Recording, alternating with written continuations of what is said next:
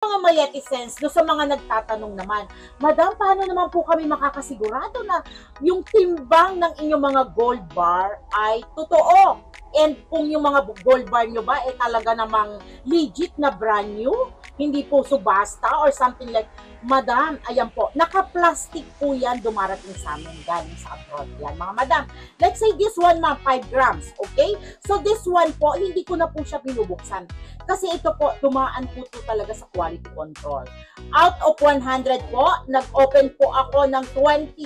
Talaga pong eksaktong 10 grams siya, madam. Total refund po tayo ng pera. Kasama na po yung interest kung hindi po siya 10 grams. So pag nakalagay po talaga sa certificate is 10 grams, automatic po yan 10 grams. Kung nakalagay po is 50 grams, talaga pong nakalagay sa kanya is 50 grams. Kung let's say po 250 grams, meron po tayong certificate, ayan po, nakalagay din po is 250 grams. Okay? And then kung kailangan nyo naman po is 1 kilo, ayan po, nakalagay din po siya sa certificate is 1 kilo. Okay?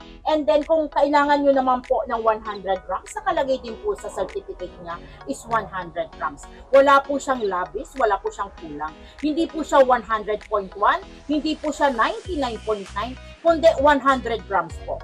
So kung ano po yung napag-usapan natin gramo, 5 grams, eksakto 5 grams, 10 grams, 10 grams, 20 grams, 20 grams, 1 ounce, 31.103, and then 50 grams, meron pa ba? 100, and then we have 250, we have 500, and we have 1 kilo. Eksakto po ang gramo niya. So, kaya po gustong-gusto nilang bumibili sa Mayat Villarosa. Hindi lang po eksakto yung gramo, lalo na po yung mga imported nating mga gold bar, kundi napakaganda po ng finish naman. So, napakaganda po. Ayan. So, sobrang ganda po.